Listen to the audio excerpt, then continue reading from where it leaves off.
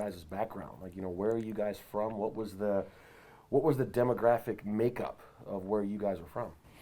Yeah, so I'm Colin Blackwell. I'm from North Andover, Massachusetts, which is about 45 minutes north of Boston. To be honest with you, I grew up in a predominantly white community and kind of upper middle class family. So for me, I did have some black students in my class growing up, and I did actually have some teammates too growing up that were black as well. Kind of learn as you go and learn a lot about black history just kind of from school and kind of from some of the people that I was interacting with growing up.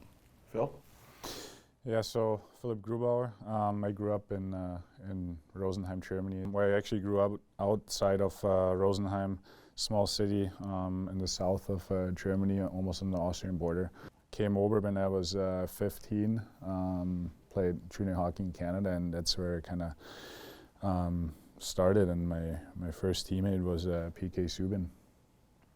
Awesome.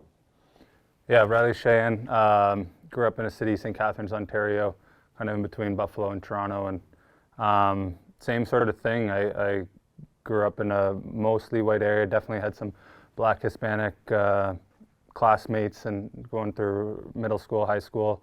Never played hockey really with any black kids, and even my friend group, there was no one that I was really close with. It was kind of, we didn't learn too much in Canadian history through the history of the black culture, African Americans, everything. So it was all new to me, and you start seeing kind of the issues come through. I think I sort of started hearing about things more through pop culture or through music or through different things like that. And I think that's kind of where I got a lot of my education and movies and music, and sort of just been trying to follow it since then. And on my side, a little bit different with playing, but I still grew up in a predominantly white neighborhood in Minnesota, about 80% white, only 5% black, but I'd say I was probably the lucky one. I got to play with somebody who looked like myself growing up. I had a team that, when something happened, we quit. The whole team, our coach took us off the ice and said, we're not going to play if you don't take that player out of the game. Nothing happened, so we left. We forfeited the game. And, for me, that showed me that this game is for me, that, no matter what the outside noise is, I had people in, my city, my community that cared about me and welcomed me into the game. So, my question is, why? What made you want to be a part of this conversation when it was brought to you? I mean, when you try to develop the game of hockey, I think it's so important. Obviously, we say hockey is for everyone, and I mean, I think a lot of times you just kind of go by and you say it and you don't really understand what's behind it, and you really can put yourself in someone else's shoes and you see the opportunity that's there in the game of hockey. And I know for you, obviously being a player and Everett now working with us, there's so much more for kids to reach at other than just playing, and I think the hockey community can be so welcoming to that, but you just want to make sure that kids growing up have the same opportunity and the same compassion when they're in the game and the same support from their teammates. So if we can pass that on to the younger generation, I think it's important. And like we talked about before, if us as players can put that message out there, I think it's really important.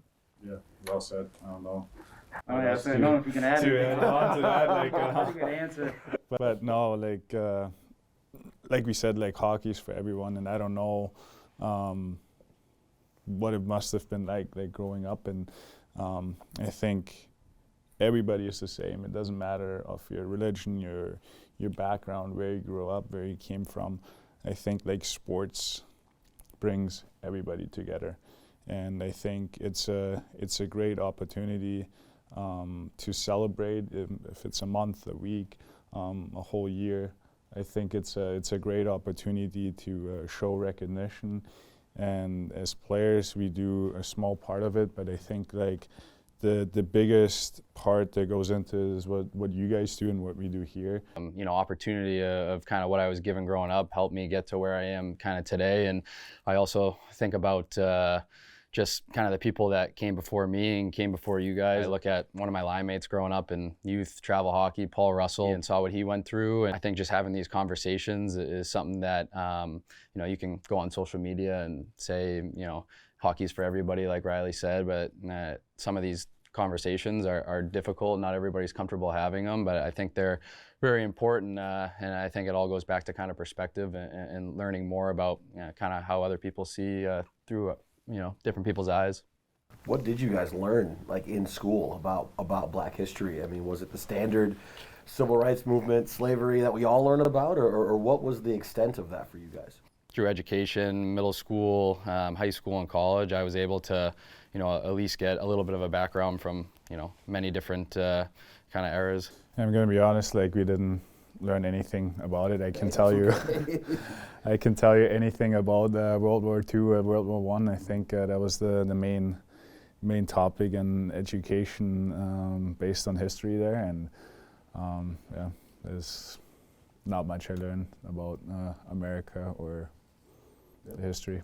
I think in Canadian history we learned a lot about a lot of Indigenous and kind of the settlers and Civil War, like War of 1812, things like that. So yeah, we didn't learn much about Black history, and like Colin said, just kind of, I mean, I think of movies like even like Straight Outta Compton, the NWA, like the Rodney King, and then you go to like, I think it's called Green Book with, just like things like that is kind of what sticks out in my head about how I would take in some education about Black history. Have you guys ever seen and witnessed any racism firsthand? I think like I've definitely, maybe not to the extent of like that would make like an Instagram trend, like, that would get the attention of the public, but there's still just like little things you hear like here and there, and whether it's directed at something that's happening in the public or with whatever's going on in the world, then someone has to voice their opinion with a little sly remark that's racist. It definitely still happens, and or like just little slight things like that I think still happen a bit, and it's going away for sure. And then you see the guys who come out about some of those incidents that happen in the East Coast League and in the A, and you get so much backing from the public and so much positive backing, I think. And as negative as social media might be in some ways, I think it's a positive when you can see the support for people that come out and say something. So yeah, I'm gonna add to that. I think like those days, I think it's more like on social media. I feel like everybody on social media has an opinion and is hiding almost behind it. I feel like it's going away on the ice. I have not like experienced like racism like some guys have. It's been more like on social media, but I feel like to me it doesn't matter. But kind of touching in on what you said about putting yourself in somebody else's shoes, I think it'd be a good idea. Everett, I want to ask you about your growing up, just so they can get an idea for you as well. You didn't play hockey, but I remember you talking about, being on the playground. So I kind of wanted to have them hear, your side on that.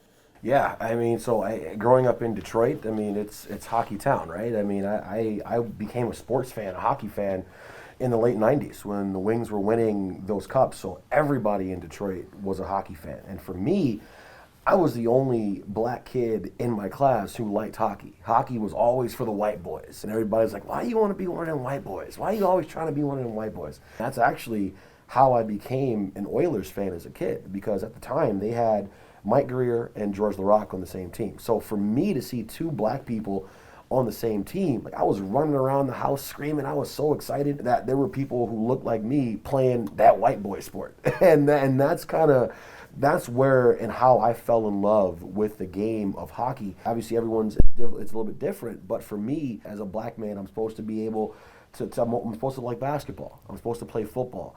I can't go to the barbershop and talk about the Red Wings power play. You know what I mean? No one cares. They want to talk about the Pistons and the Lions and all of that. So that was my experience growing up. And I know you were telling me earlier that, you witnessed it. You had it firsthand when you were playing as a kid, and someone said something derogatory toward you and your whole team supported you. So like there's different views and there's different experiences that we all have had. And even as someone who never played, being able to get through all of that and find a career in hockey, I think it just goes to show you just the power within the sport of hockey.